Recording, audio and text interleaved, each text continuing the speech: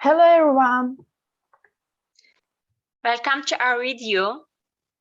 And today's video is about the role of motivation in second language acquisition. Yeah, as you know, the typical question is, what is motivation? It's really hard to define it indeed. But you know, I just participated in the seminar, and the seminar was belonged to my dear academician, Ali Hoca, in our university.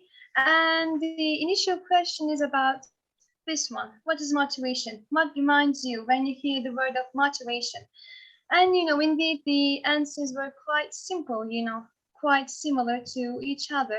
And success, like stairs, the success stairs, and the passion. And for me, just three words can describe the motivation in a better way. And these are creativity, you know, imagination and inspiration. And as you see from the pictures, you know, there are some strong messages about the motivation videos actually. And you may see some, you know, people running as in a category of never give up, you know. And for the second picture, you may see some people lifting something to the up, you know, as in a category of powerful, you know. And there are also some strong messages about the voice. I mean, the speaker's voice, speaker's tone is also important in this case. I mean, the speaker's tone could be changed like from lower to the higher one. Like, you know, the speaker says, you can do it, you can do it, and you can't do it. Come on, man, like that, you know, it's kind of motivation. And, you know, so just forget about the lyrics on the written in the slide right now. Just focus on the picture right now, okay? In this picture, you may see her feelings, her emotions can be changed slightly different, right? So, I mean, the motivation is something like that. Yeah, you may assume that, yeah, I'm a Gemini person in the category of zodiac. Yeah, no, you are not. Yeah, maybe you are. I don't know. I am not, fortunately. Yeah, but joking aside, indeed, motivation is something like that. It's not a stable process. It's a dynamic feature itself. It's so normal. We can see some changes about our mood. That's so normal situation.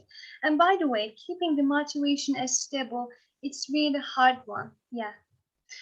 And, you know, for the other thing, we may see the motivation theories in the second language acquisition, right? And there are so many theories in second language acquisition, but we need to define it itself, you know. Motivation theory is the study of understanding and when drives a person to work towards a particular outcome, right?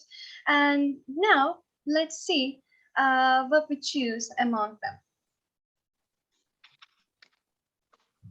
Yeah, when it comes to in theory, in second language acquisition theory, the most important and influential one is the Gardner theory, Gardner motivation theory. For the Gardner motivation is like one of the most important elements in the process of the second language acquisition. And like it's a huge impact to L2 learners. And for the Gardner motivation consists of three elements. The first one is effort, which means like efforts to make to learn language. And the second element is desire, which means the wanting to achieve a certain goal. And the third element, which is the positive effect, which is like enjoying the task of learning. And for the Gardner, there are two orientations when it comes to motivation in second language acquisition or learning. The first type of orientation is called instrumental, which means when it comes to learning, second language learners would, you know, focus just on learning and that language for what we call pragmatic reasons.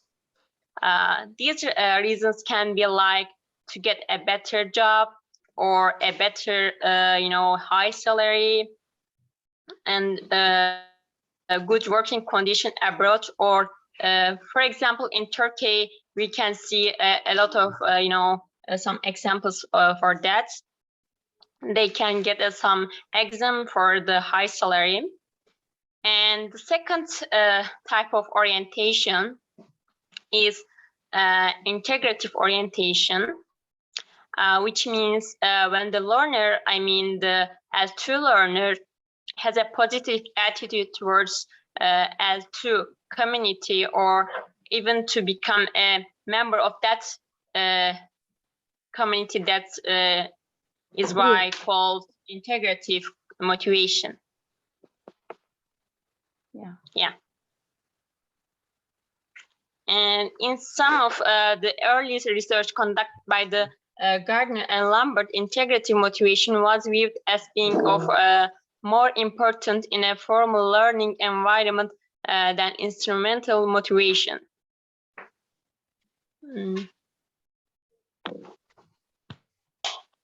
Okay, another factor is learners' attitudes towards the second language community. This one also is divided into two subtitles, which are intrinsic motivation and extrinsic motivation. We will dip into these subtitles. As the first one, in the intrinsic motivation, learners manifest an intrinsic orientation if their justification for engaging in a task is challenge, curiosity, learning, or mastery. It comes from inside of the learners. It's a kind of autonomous learners, because their motto is just to sharpen their skills in their way. As you can see, intrinsic motivation is powerful.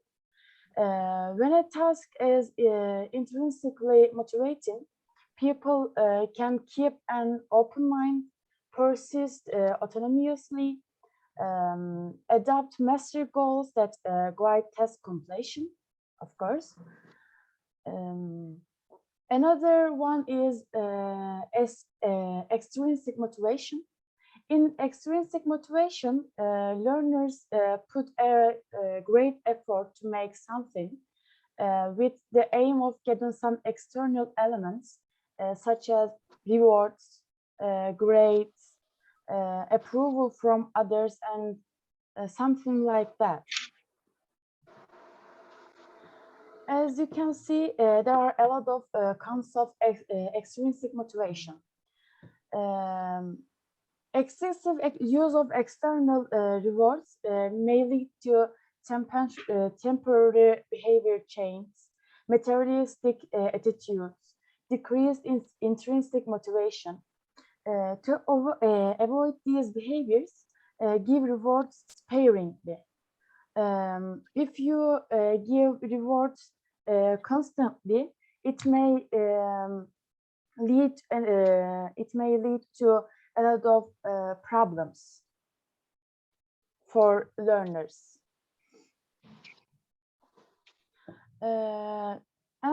Schmidt defined extrinsic motivation as motivation to obtain an external reward, and intrinsic motivation as motivation to get sufficient rewards from the activity itself. Do you think intrinsic motivation or extrinsic motivation, which one is the best? I think intrinsic motivation is the best, because if the wish of learning a language comes from my inside, the learning process will be easier for me. And I want to give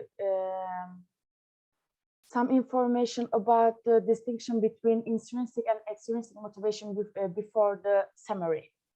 The distinction between intrinsic and extrinsic motivation is one of the most general and well-known in psychological motivation theory, according to Durney.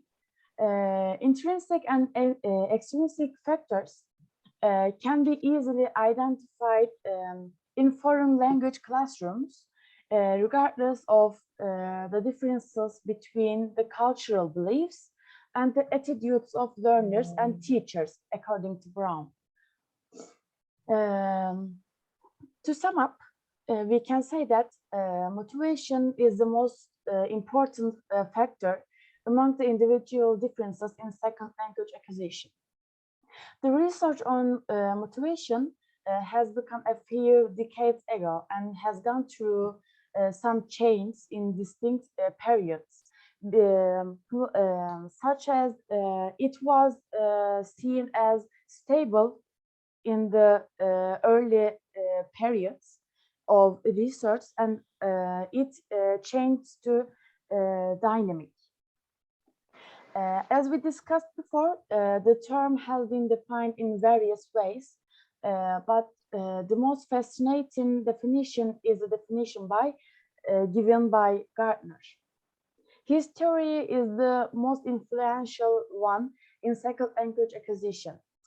Durney criticized his theory and came up with new ideas. They are important, but the most well-known theory belongs to Gardner in this field.